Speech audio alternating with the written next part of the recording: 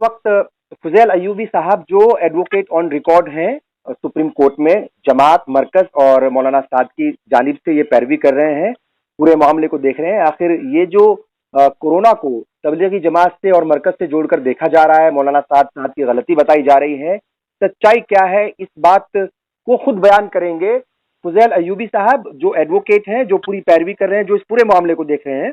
Sir, सबसे पहले आपका मैं इस्तकबाल करता हूँ। कैसे हैं आप? जी अल्हम्दुलिल्लाह, आपका बहुत बहुत शुक्रिया। लगातार ये बातें हो रही हैं कि जो कोरोना हिंदुस्तान में फैला इतनी तेजी के साथ, लगातार ये बातें हो रही हैं जो कोरोना हिंदुस्तान में इतनी तेजी के साथ फैला, उसको फैलाने में जो सबसे अहम रोल रहा वो तबलीगी जमात का रहा, और उसको लेकर तमाम तरह की खबरें भी आई मीडिया पर, सोशल मीडिया पर, हुकूमत ने तमाम तरह की कार्रवाई की। अब इन तमाम मसलों के बीच, इन तमाम बातों के बीच अब एक बड़ा सवाल यह है कि इस वक्त मौलाना साद साहब कहाँ हैं, क्योंकि उनकी जानिब से अभी तक भी कोई बयान नहीं आया। लंबे वक्त से, शुरू में उन्होंने बयान दिया था लेकिन उसके बाद कोई अभी तक बयान नहीं आया। चूंकि आप उनके पूरे मसले को देख रहे हैं, पूरे मामले को देख रहे हैं, तो क्या कहेंगे कि मौलाना साद साहब इस वक्त हैं कहाँ आखिर? देखिए, मौलाना साद साहब बिल्कुल यही मौजूद हैं दिल्ली के अंदर, और अथॉरिटीज को पता है कि वो कहाँ है, किस हाल में है। जी, वो खुद सेल्फ क्वारंटीन अपने आप को किए हुए थे और यहीं दिल्ली के अंदर, और उसके बावजूद भी जो भी सवालात तहरीरी तौर के ऊपर जो पुलिस ने पूछे उनसे, उसके सब जवाबात वक्तन फवक्तन जैसे मांगे गए वैसे वैसे उनको फराहम किए गए। हाँ, क्योंकि ये बात भी जी एक बात ये बहुत अजीबो गरीब है कि मौलाना साद साहब गायब है।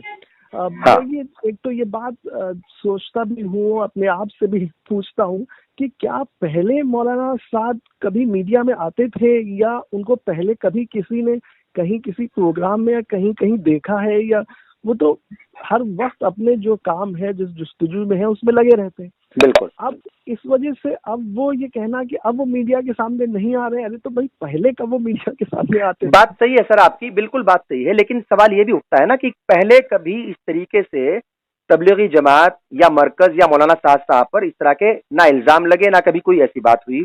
अब जबकि इस तरह के हालात पैदा हुए तो सब लोग ये कह रहे हैं, मुस्लिम तबका भी ये कह रहा है कि आखिरकार मौलाना साद साहब क्यों नहीं कुछ बोल रहे? सेल्फ क्वारंटीन में वो थे, अब बाहर आ गए हैं, अब तो कम से कम एक ऑडियो या एक वीडियो बयान जो है वो जारी कर सकते हैं, मीडिया के सामने ना आए, खुद रिकॉर्ड कर लें। तकनीक जो है बहुत ज्यादा है, आपके हाथ में मोबाइल है, स्मार्टफोन है, उसके अंदर रिकॉर्ड करें और भेज दें, उसमें क्या बुराई है?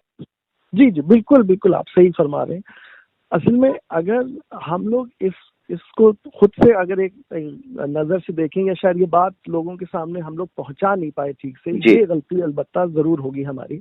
वरना जिस वक्त FIR हुई उसके बाद प्रेस रिलीज गई जी मरकज की तरफ से पहली बार, तो वो बात कहना कि वो उससे नहीं, तो भाई उसको एडजस्ट किया गया। प्रेस रिलीज गई, एक बहुत तफसीली स्टेप बाय स्टेप उसने सब बताया कि हमने क्या क्या इकदामात लिए, कैसे कैसे कोऑपरेट किया। उसके बाद फिर उसके 3 दिन के बाद एक फिर 3 पेज की प्रेस रिलीज फर्दर गई, जिसमें हजरत ने ये बात कही कि जितने भी लोग तबलीगी जमात से जुड़े हुए हैं, क्योंकि ये बात आ रही थी कि वो कोऑपरेट नहीं कर रहे, और उसमें बहुत इसरार किया इस बात का, और हजरत ने इसकी वजाहत की कि भाई बेहद कोऑपरेट कीजिए।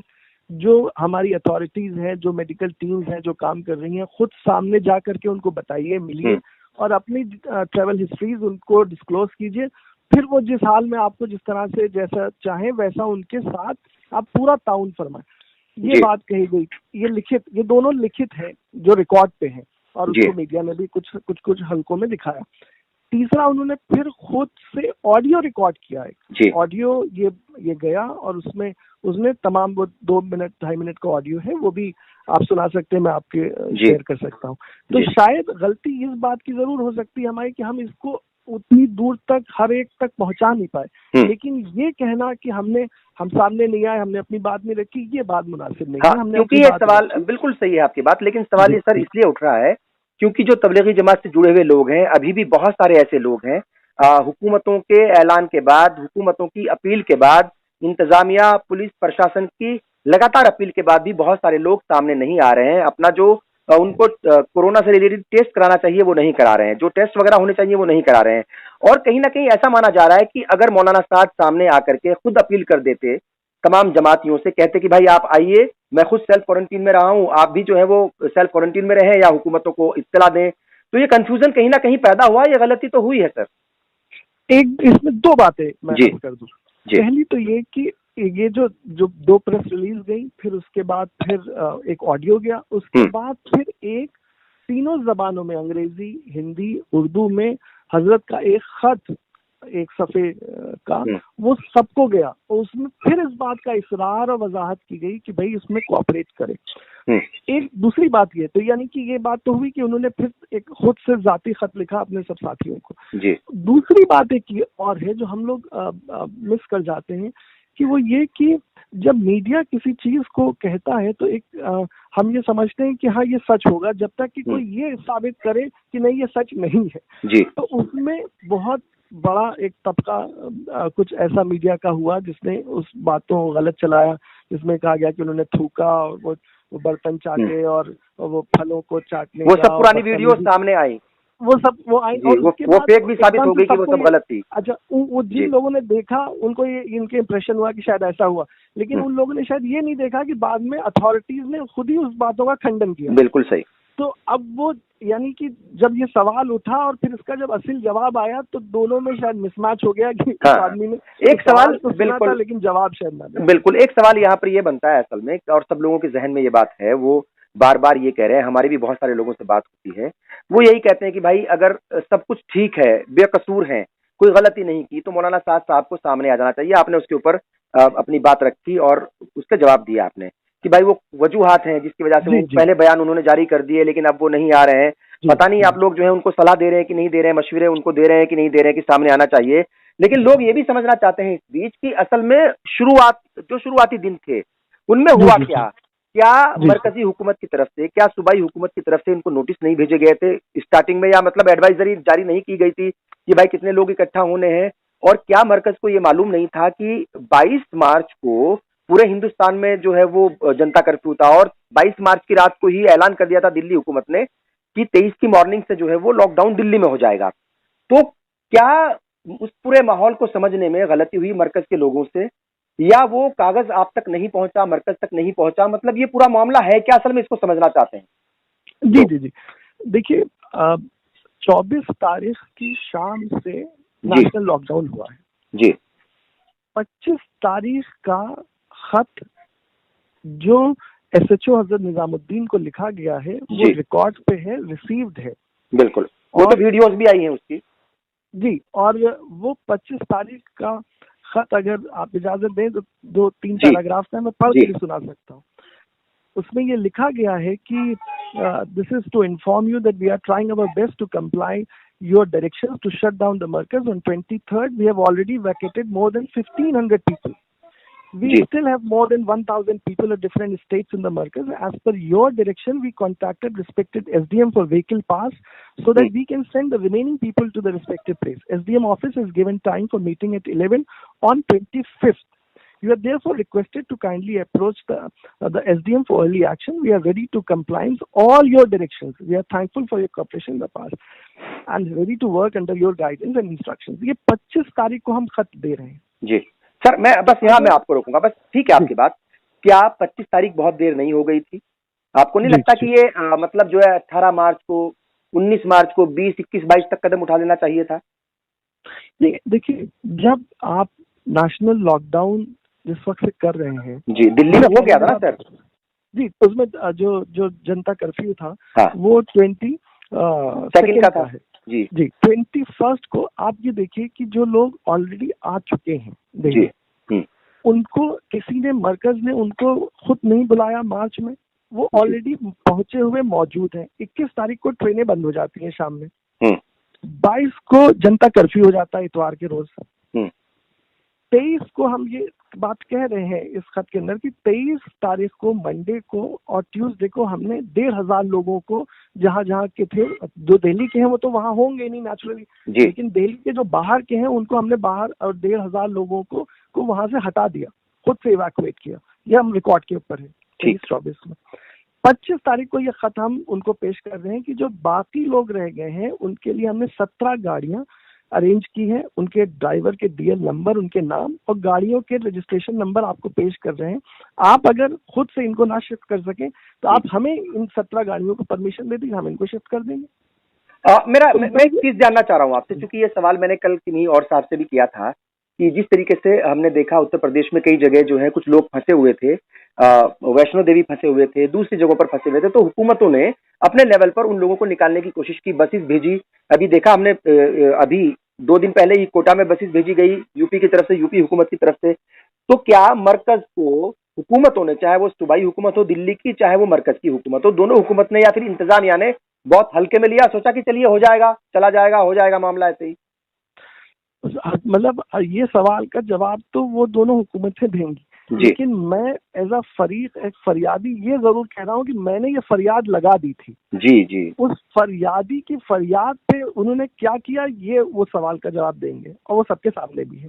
अच्छा, हम तो यहाँ तक इसके इकदाम कर रहे थे कि हम अपने रिसोर्सेज से, वो लिस्ट है 17 गाड़ियों की जी, जो 25 तारीख को दी गई कि रजिस्ट्रेशन नंबर और डीएल के साथ ड्राइवर, कि अगर आप इजाजत दे दें तो ये इस तरह से हो जाए, लेकिन वो नहीं हुआ। फिर 25, 26, 27, 28, 29 और हत्ता कि 31 को आके उन्होंने कहा कि साहब ये तो आपने बहुत, जबकि एसडीएम साहब रोज आ रहे थे, एफआईआर में ये बात लिखी है 26 से ऑनवर्ड एसडीएम साहब हमारे यहाँ मरकज रोज आ रहे थे। किसी ने ये बात हमसे नहीं कही है कि हमने कोऑपरेट नहीं किया। अरे भाई, जिस तरह का आप कोऑपरेशन चाह रहे थे हम दे रहे थे, जिस तरह का हम आपसे कोऑपरेशन या आपसे सूझबूझ या आपसे चाहते थे कि आप वो इक़दाम लें, वो आपने लिए नहीं लिए, ये आप अपने आप से पूछें। बिल्कुल। एक सवाल सर यहाँ पर बिल्कुल सही है, बहुत तमाम बातें हैं जिनके ऊपर जो है आप अपनी बात रख रहे हैं, और अब हम अखबारों के जरिए और जो है वो टेलीविजन के जरिए खबरें हमारे सामने आ रही हैं ऐसी कि पुलिस ने बहुत सारे केसेस में जो है वो इनके खिलाफ एफआईआर दर्ज कर ली है। तो क्या आपके पास वो खबर है, या मतलब क्या रिपोर्ट आपके पास, क्या नोटिस पहुंचे, कितने नोटिस पहुंचे पुलिस की तरफ से, और किन किन धाराओं के तहत जो है वो अब वो मामला जो है या मुकदमे दर्ज किए गए हैं? जी, जो 31 मार्च को एक एफआईआर दर्ज की गई है, हालांकि उसकी एफआईआर की कॉपी हम लोग को फराहम नहीं की गई है। अभी भी जो हम लोग ने अभी लेटेस्ट एक खत लिखा है 2 दिन पहले, वो भी बाई चांस कैसे मीडिया में आ गया, उसमें भी हम लोग ने कहा कि भाई आप एफआईआर की कॉपी तो हमें अता फरमाएं, क्योंकि जो सोशल मीडिया के ऊपर हर चीज मिल जा रही है, सोशल मीडिया पे एफआईआर की कॉपी अवेलेबल है, और सोशल मीडिया के ऊपर वो जो सवालात हमसे पूछे गए 91 सीआरपीसी में वो भी अवेलेबल हो गए। बस शायद ये अभी कर्म है कि अभी हमारे जो जवाबात गए वो सोशल मीडिया पे नहीं है। तो खैर, तो जो इन्होंने जो एफआईआर की है उसके अंदर जो सेक्शंस लगाए हैं वो एपिडेमिक एक्ट के हैं और डिजास्टर मैनेजमेंट एक्ट के हैं और कुछ आईपीसी के हैं। वो इस नोयत के हैं कि हमने लापरवाही की जानबूझ। अब बुनियादी बात यह है कि क्या ये जानबूझ के और लापरवाही हो सकती है, क्योंकि जिस चीज का अंदाजा, जिस चीज का मैग्नीट्यूड और जिस चीज का इम्प्लीकेशंस उस वक्त तक हुकूमतों, सरकारों को और बड़े बड़े इदारों को नहीं पता था जो इल्मी और मेडिकल साइंस से मुताल्लिक हैं, तो उसके सिलसिले से हमें वो तो नहीं पता होगा जितना एक आम आदमी को पता होगा। बिल्कुल। तो जब एक्सपर्ट बॉडीज को उसका अंदाजा नहीं था कि क्या परवाह करनी है, क्या केयर करनी है, क्या इक़दाम उठाने हैं, जी, वो जब तो आप उस वक्त मेरे ऊपर लापरवाही का इल्जाम कैसे लगेगा। खैर, ये बात कोर्ट की है और डिबेट होगी उसकी, जाहिर है। ईडी की तरफ से भी नोटिस मिले हैं, सुनने में आ रहा है, और मनी लॉन्ड्रिंग के जो है वो केस दर्ज हो चुके हैं मरकज के खिलाफ, मौलाना साहब के खिलाफ। अब वो ये भी मीडिया से 3-4 दिन पहले ये बात आने शुरू हो गई कि 304 लगाई गई आईपीसी की। अब खुदा जाने 304 कैसे, किस कानून के एतबार से लग सकती है इसके अंदर, ये तो हिंदुस्तान भर के कानून के जानने वाले भी कोई भी जवाब दे सकता है कि 304 इसमें कैसे बन सकती है। मैं उनका वकील हूँ, मैं तो कहूंगा कि साहब नहीं बन सकती, लेकिन आप किसी और से भी पूछेगा तो वो आपको सही जवाब दे देगा। ठीक, बिल्कुल। फिर मनी लॉन्ड्रिंग का अब सवाल आता है। मनी लॉन्ड्रिंग का भी, अच्छा, ये बात भी मीडिया के जरिए से आई कि वो 304 है। फिर मीडिया के जरिए से तो आपके साथ डायरेक्ट कम्युनिकेशन नहीं है, मतलब मरकज के साथ अभी भी एजेंसीज का? नहीं, मरकज के साथ जो भी जो कम्युनिकेशन है वो उस केस के सिलसिले से है जो रजिस्टर्ड है, जिसमें नोटिस आई 2 जिसका जवाब दिया गया, और उसके बाद फिर उन्होंने कुछ जो जहाँ जहाँ गए वो सब पता था किया, वो सब बातें हुई। लेकिन जो ये मनी लॉन्ड्रिंग है इसका या 304 का हम लोग के पास अभी कोई डॉक्यूमेंट या कम्युनिकेशन नहीं आया है। ये सवाल भी उठ रहा है लगातार लोगों के जहन में कि मरकज जो है वो कब तक फंक्शनल हो जाएगा, अभी उसकी पोजीशन क्या है, क्या लोगों को मतलब ऐसा लग रहा है, अब ऐसे सवाल जो है वो जहनों में लोगों के तैर रहे हैं कि जमात जो है वो अपना काम करेगी कि नहीं करेगी, मरकज जो है वो खुलेगा कि नहीं खुलेगा, अभी मरकज की क्या पोजीशन है? मरकज तो देखिए उन्होंने ये तो बात है कि उसको सब लोगों को ले जाके अलग अलग जगह क्वारंटीन किया और सब शिफ्ट करने के बाद उसमें नमाज वहाँ के ऊपर 5 वक्त की हो रही है, और उसमें जो 4-5 साथी हैं वो जाते हैं, वो खुला हुआ है, जाते हैं नमाज पढ़ते हैं, वो आ जाते हैं।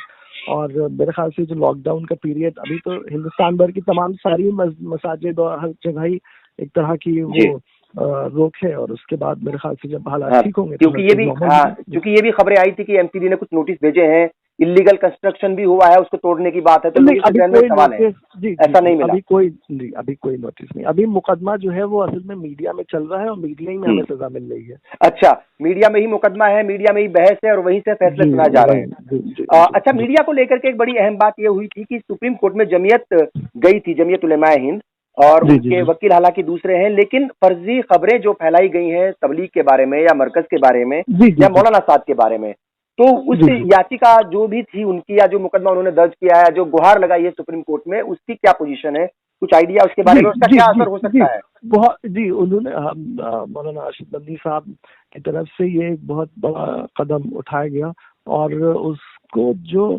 पूरे मुल्क में कहा जाए कि एक तरह के जो सेंटिमेंट्स थे सब लोगों के, जो कानून पसंद लोग हैं उन सब का ये एक सेंटिमेंट था कि ये एक चीज गलत, मतलब एक वबा जो है जो पूरे दुनिया में है वो है ही है, और उसके अलावा एक और वबा यहाँ हमारे मुल्क में एक अलग भी है, तो वो उसके खिलाफ सुप्रीम कोर्ट गए, और सुप्रीम कोर्ट ने उसके ऊपर गौर कर रही है, और उसने कुछ और उस फरीक बनाने के लिए कहा और कुछ और चीजें, लेकिन वो तर्जुमा तो ऑफ कोर्स है पूरे मुल्क के सबके सेंटिमेंट्स का कि भाई ये जो एक तरह का वेव है, ये तो इस वक्त जो हालात हैं ये तो एक अनफॉर्चुनेट सिचुएशन है।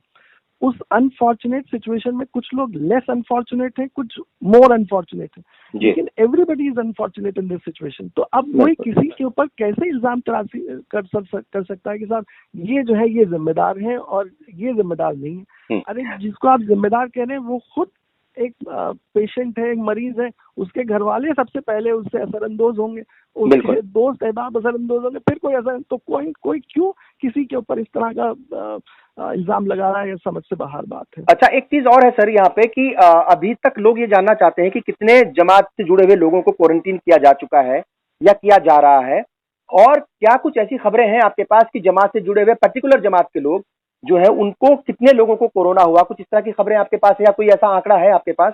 जी, एक मतलब ये खबरें तो सब जगह आ रही हैं, मतलब सारी अथॉरिटीज भी शेयर कर रही हैं, और फिर बाद में शायद कुछ इंटरनेशनल अथॉरिटीज और नेशनल अथॉरिटीज ने इस बात को कहा, और फिर वो डेटा जो है वो थोड़ा सा न्यूट्रल किया गया, अदरवाइज उसमें खास नाम लेकर के कहा जा रहा था। उसमें ये बात तो कोई बता ही नहीं रहा है कि भाई इतने लोग पॉजिटिव हो रहे हैं, आप ये तो बताइए कितने लोग नेगेटिव भी तो हो रहे हैं। ये बताइए। बिल्कुल ठीक। आप मान लीजिए आपने फकत एक दिल्ली में मान लीजिए मिसाल के तौर के ऊपर अगर हिंदुस्तान में 100 स्कूल हैं, तो आपने सिर्फ एक स्कूल को उठाया, उसके 100 के 100% बच्चों का टेस्ट कर दिया, और उसको आपने कहा कि भाई इसमें से जो है वो 10-20% जो है वो फेल हो गए हैं, बाकी 70-80% पास है। आपने सिर्फ एक ही स्कूल को उठाया, सिर्फ उसके जो बच्चे फेल हुए हैं वही बता रहे हैं आप। आप बाकी हिंदुस्तान भर के सारे स्कूल्स को भी तो आप चेक कीजिए। मतलब आंकड़ों के साथ छेड़खानी की जा रही है, आंकड़ों के साथ भी जो है वो छेड़खानी की जा रही है, आप ये कह रहे हैं? नहीं, मैं सिर्फ ये कह रहा हूँ कि आप अगर सबको 100% टेस्ट कीजिएगा तो जो फिगर शायद रिफ्लेक्ट हो रही है वही फिगर किसी के साथ भी रिफ्लेक्ट होगी। बिल्कुल। एक आखिरी सवाल मेरा ये है कि ये जो पूरा मसला है, ये जो पूरा मुद्दा है या ये जो विवाद है, ये कब तक खत्म हो जाएगा? मरकज से जुड़ा हुआ, मौलाना साद से जुड़ा हुआ और जमातियों से जुड़ा हुआ, और क्या हम ये उम्मीद करें कि जल्द ही मौलाना साद का कोई बयान आएगा सब लोगों के सामने?